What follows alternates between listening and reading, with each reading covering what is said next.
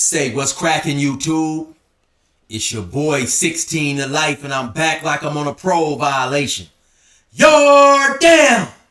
Now, for those of y'all new to my page, in 1994 I got arrested. I was eventually sentenced to 16 years plus life, and I served 24 years straight in the California prison system. During those times, I accumulated some good stories. I'm going to share one with y'all today. If you happen to like this story, be sure to hit the like button, subscribe. Most importantly, hit that notification bell. That way, anytime I drop a story, you will be notified ASAP Rocky, and you can hop on it whenever you're ready. A lot of people telling me they haven't been getting their notifications, so be sure to check your notifications and make sure you got the button that's selected that says all, the bell that says all. Also, if you're new, I rap. Do not get it twisted though. The flow is none like Curtis Blow. I got a song called Never Gave Me Therapy. It's on all major streaming sites. I got a video for that. I got a video up for a song called Go From Here. Matter of fact, just go to my YouTube playlist, scroll down the gas stations, and you will find a lot of my music there. Also, I got some new music coming. You definitely gonna be surprised. Now, let's hop up into this story. I get a lot of requests for this topic right here. You see the thumbnail, my first cell phone in prison, man. So like I said, keep in mind, I got arrested in 1994. Before I came to jail, I had a few cell phones. I had the big pan one that was like the brick. I had another cell phone. It was in a bag, and it would plug into the lighter in my car. And then I also had another cell phone from Radio Shack. The brand name was Tandy Vision. That was a brand made by Radio Shack. And so, and of course, none of those phones had any internet capabilities or things like that. They were just strictly for calling, and the bill was extremely high on them things, like $1,400 a month. So really, I just kind of used them for lightweight flossing. You know, I didn't really make too many calls on them because they was expensive. Anyway, so like I said, fast forward, I get locked up. Now, the first time I actually heard about somebody having a cell phone in prison, I was in Ironwood. I don't remember the exact year. It may have been 2000, 2001. It was my partner, though, Ernie Loke from Great. He had got caught with the cell phone on another yard, and then he moved to A yard later on. Once we got cool, he was telling me, you know, he had it, and he said at first he'd be talking on it late at night. He didn't let his cellie know he had one. So he said his cellie later on, once he found out, he said, man, I used to think that you was up there talking in your sleep or whatever. But anyway, he was the first person that I heard of having a cell phone in prison. Now, fast forward to 2011, I'm at CMC. I'm on East Yard. I'm at CMC East on A Yard. There was a person who I did a story about before. His name was T. The name of the story was the guards put a snitch in the cell on purpose, or in the tank on purpose, or whatever. See, T was the one who had got into it and beat the snitch up or whatever. Now T also was at CMC East. So, and me and T was Cellies and Salinas too. Also, so one day he come up to me like, hey, Chill, what's up, man? You ain't got you one of them cell phones, man? I got the hook up on them cell phones. I'm like, no, man, and it's crazy because I've been there a while, but I hadn't heard nothing about no cell phones. But he told me, yeah. And I told him, I said, well, you know, I ain't really tripping, man. I got a few people I can call. You know, I had a couple of homies I could call to make three ways for me. And of course, I always had my family. So he like, yeah, man, no, you better go and get you one of these things, man. They $500-$600. I got the hook up on them. So I wasn't really tripping, you know. Then later on, come to find out, my partner, my homie SP, he was the man. He was the man next to the man when it came to getting these cell phones, you know. Also, a good Asian partner of mine, Pee Wee, he had one, you know. And so I never forget. Okay, well, let me back up a little bit. Okay, so after my boy T told me about the cell phone, I'm in the cell with my cellie by the name of Miles. Miles happened to be from New Orleans. He was from the West End or West Bank. So he said the same thing about his cell phones. You know, I told him the same thing. You know, I ain't really tripping. I got a few people I can call or whatever if I need somebody to make a three-way. Well, a couple of days later, he ended up coming into the cell. He came in there with a cell phone. And so, you know, we made sure the coast was clear, whatever. He whipped that thing out. I'm like, damn, that's a cell phone, you know. So it was the same cell phone you see in the thumbnail, man. It was a Verizon Flip. Verizon flip, man. So he opened up the cell phone. He goes to Facebook. So, you know, he started looking up all these people who he had been in high school with, or he had knew, or whatever. So I'm like, oh yeah, man. So then he ended up going to the internet and all that stuff. So I'm telling myself, well, damn, yeah, I didn't know the phones could do all that. I definitely had to get me a cell phone.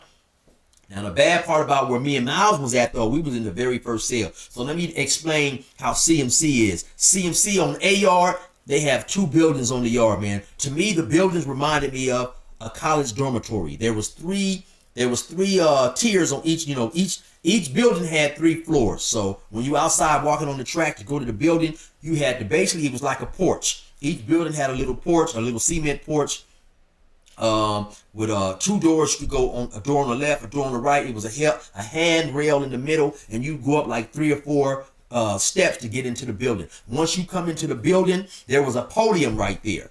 At the podium sat 2 COs, man, a CO to watch the low side and a CO to watch the high side. Each side basically was just like looked like a long college hallway. The hallway was had like maybe cement on the floor or whatever. And the hallway was maybe about 8 feet wide, and it had cells all the way down, and they called it the low end because the cells on the low side was there. So it would go from like cell on the right hand side going down, cell from maybe 1 to 24, then across the hall coming back up 24 to 49, and then, like I said, once again, there was the podium. Now they had what was known as a grill gate, and the grill gate was like one of them bars that you would see in the old jail movie. And at night they would shut the grill gate. Then there was a box on the wall. They open that box and pull a lever, and it would lock all the cells down. You know, it would pull a lever and all the cells would be locked in. So now when you left the podium, you came through that grill gate. There was 2 day rooms on the left and the right. There was a shower. The shower had like about 5 shower heads in it, just a big open shower. And then there was cell 1, and there were that was the cell that me and Miles was in. Also, the cells, the door, you can look out. They had a long crack, and you can look out. Well, each cell, the crack was on the opposite side. So just so happened in cell 1 and our cell, the crack was on the right hand side, but the podium was to the left. So once again, that was another bad issue. I couldn't even look out if I got a cell phone and see where the COs were. Now, of course, you know, we wasn't allowed to have cell phones in there. The COs, some of them were more notorious than others, especially that particular CO, Majewski, who worked in our building. He was notorious for finding people with cell phones. I also did a story about him called the Dirty Guard, with the Dirty Guard and the cell phones. Come to find out, Majewski was bringing the cell phones in. Then he would bust people with the cell phones, so they would more than likely get addicted. He would let them have the cell phone maybe a few weeks and then go and take the cell phone. They'd have to bring more money. So if you haven't seen that story also, check that story out. So at the time, though, like I said, Majewski had everybody spooked. So I definitely didn't want to be in a cell extremely close to Majewski where I couldn't look out and see what he was doing.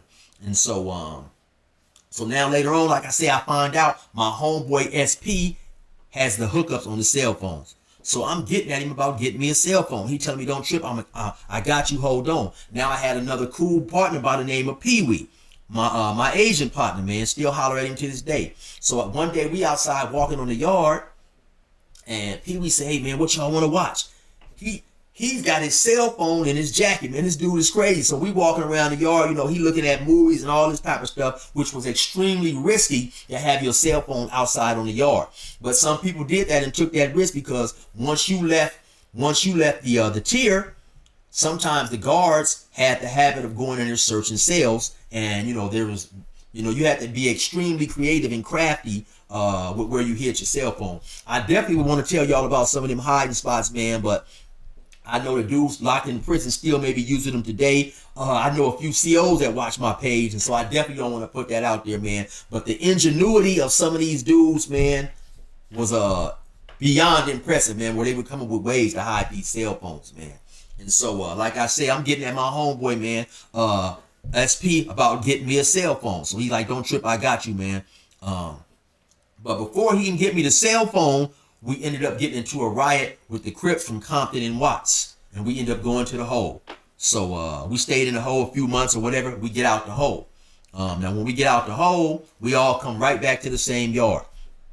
Now my homeboy SP, the man who was next to the man in terms of getting the cell phones, he had a prime job. He used to work in the diet kitchen. The diet kitchen was actually in the well, maybe I think it was the hospital, but basically the hospital where they had convicts from that yard there who necessarily didn't require being housed in a hospital, so they could be housed up there. Like I said, I had a partner up there from another yard. He had got his jaw broken, and so he needed to be on a special diet.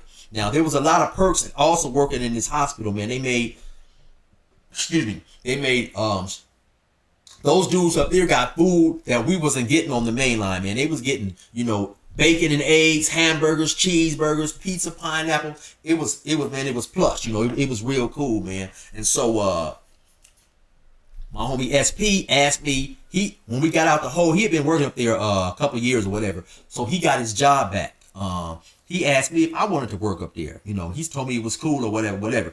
I said, yeah, man. So unbeknownst to me, he really wanted me up there because they used to take their cell phones to work, and they wanted people up there that they could trust, man. So he ended up getting me a job up there, which was one of the cooler jobs that I had, man. There was another white dude that used to work with us by the name of Brandon. And so what these dudes would do, they would take their cell phones up there to the job with them and be on the cell phones all day, man. And I'll go into that a little bit later, but it was extremely cool, man. And so we'd go up there and be talking on the phone all day long and all that type of stuff. So now I'm telling SP now I really need a phone now. He's telling me, oh man, you can use mine, but it ain't nothing like having your own cell phone, man.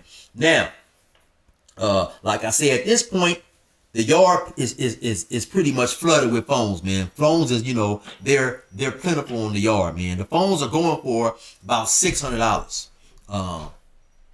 So a lot of people. You may hear reports that the police is saying that dudes want cell phones so they can be engaged in more criminal activity, and that might be true to an extremely small degree, man. But the average person, he just wants a cell phone, man, to reunite with his family, being able to do a few things like that, and especially, man, try to get a woman on his team, to get a woman to come visit him, being able to talk on the phone, because in the California system, the cell phones, the phones that we have to call back then on the wall, they had a 15-minute timer on them. And so in order to make a phone call on Monday, you would have to sign up for a phone call in most institutions on Sunday.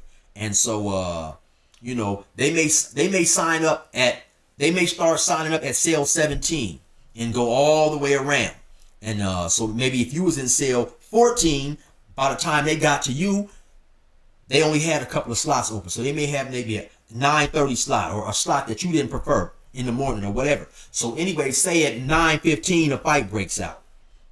They put the yard down. Everybody got a prone out. So by the time they resolve that issue and resume normal program, if it was past 9:30, you just missed your call. You had to wait. And so stuff like that was extremely frustrating, man. Not knowing what was going on. Maybe you have an argument with your girlfriend, your wife, whatever. You want to get back on the phone, you can't. So like I said, man, having these cell phones, they was golden, man. The cell phones was golden. But to keep it 100, they also brought out a lot of evil, man. They brought out a lot of greed, a lot of jealousy. Imagine being locked up 15, 20 years, 25 years. Now you have your hand on the cell phone. You got a device, man, where you can sit up in the cell, talk to your people. You can hop on these internet sites, meet women, and of course, keeping it real, a lot of us in there, we love to look at that porn, look at that pornography, all types of stuff, man. So, I can't even explain the joy of being able to have a cell phone in prison. But like I said, it brought out a whole lot of backbiting, man. I remember it was a partner of mine, man, by the name of G-Star I was cool with, man. He was a blood. And he had a cellie by the name of Black. Black was up out of Alabama or Arkansas somewhere. Black was a blood. Now, this happened a little after I left, so I don't quite know the exact particulars. But pretty much the story go like this, man. G-Star had a cell phone up in there. Now, G-Star go to work, he come back, his cell phone is gone. So of course he gonna confront his cellie. Like, man, where the hell is my cell phone now? His celly black is saying he don't know or whatever. Now, you know, from time to time, man, when you got a cell phone, you may let a few of your homies come up there and use it, hop on or whatever. But like I said, man, the jealousy and the cutthroat and just the connivingness that's them cell phones brought out among some people was just undescribable. So whatever type of way some of his homeboys found out where he kept his phone, they made his way up in the cell. I don't know if they made his celly get it or whatever, but like I say, when he come back, G-Ster, his cell phone is gone, man. G-Ster's a real solid dude. He don't play no games. He gonna ask Black a few times, man, where the hell is my cell phone? Black saying he don't know. I don't know if Black didn't know or whatever, but bottom line is G-Ster wasn't trying to hear beep boop beep bop beep boop bop boop beep beep bop boop bop. G-Ster put hands on him, you know, put hands on Black, bust him up real bad. Black rolled up and leave, you know. So I believe G-Ster go outside like, hey, my cell phone is missing, you know. In the conversation maybe that he had got out of Black, he felt that maybe some of his homeboys or something may have had something to do with it. So he go outside basically like, man, listen, if my phone don't come up, it's on and cracking, whatever, right? So later that day or the next day, they come to the door, they call him and say, hey man, come outside, we got your cell phone, we found it, we got your cell phone or whatever. So now when he go out to get it, they didn't put some big old giant rocks in a sock, and when he come out, they don't feed him and whoop, bing, bing, whoop, whoop, whoop, go upside his head, whoop him real bad, man, and bust him up. Some of his own homeboys, and from what I'm hearing, it was one of his homeboys from his own immediate hood. And that's just to give you guys a little bit of insight to how, you know, the devilish in which some of these cell phones brought out in people, man. You know, because like I said, you had people up in there. Some people, everybody is not able to call home. Some people can't call home, you know, or whatever reason. And so, man, it definitely brought out the cutthroat, you know. And to me, I saw it as a sad situation because I'm thinking, man, we all locked up, we in prison, you know, we convicts. We should be able to have cell phones and let our homeboys use them and let people use them and stuff because you know, it's an extreme luxury, man. But the way it brought out the I'm just trying to describe it, man. It would just, you know, you would just have to be there, man. The way it brought out just the evilness in some individuals, man, that wasn't always hard to do. But now don't get it twisted. It was also some good dudes up in there, man, who, you know, who had no problem, who kept it solid, you know. It just all depended on who you mess with. Now my partner, man, Tiptoe from 1180 East Coast, I could go up to his, now he stayed on another tier. Now I had to sneak up there, but you know, he would let me up in his cell, man, and give me the cell phone. He'd leave and be gone an hour or two. Just say, you know, but on that he told me is, hey, listen, chill. If the police come, do not flush my cell phone. Put it in your back pocket or whatever, because sometimes the police may walk up in your cell or whatever and ask you to step out. And of course, me not even being supposed to be up there, I'm like, damn, you want me to get caught with it? He said, man, listen, get caught with it. I want to see the 115. You know what I'm saying? So some dudes, man, like I said, they did some cutthroat stuff. You know, they send the cell phone down and let their homie use it. Their homie would say the police came, I had to flush it, all this type of stuff, just to try to lock up on the phone. There was some other good dudes, man. Scooby from Trouble. He used to let me use the cell phone all the time, anytime I needed. Also, my boy Goldie from V&G. You know, so it was definitely some real dudes there, man. But like I said, the cell phones definitely brought out some cutthroat activity in a lot of these individuals, man. So, you know, when we get back, man, we get out the hole. I'm getting at my boy SP, man. I'm telling him, look, I need one of them cell phones, man. So I end up moving out the cell with Miles, and I moved down in the cell with my partner, KG. You know, I tell you guys about KG all the time, man. My boy from Dodge City, the one who started calling me Arthur Trash because of my tennis game or whatever. So now, me and him, we are in the cell. Now, at this point in time, I had been incarcerated, I believe, 17 years, man.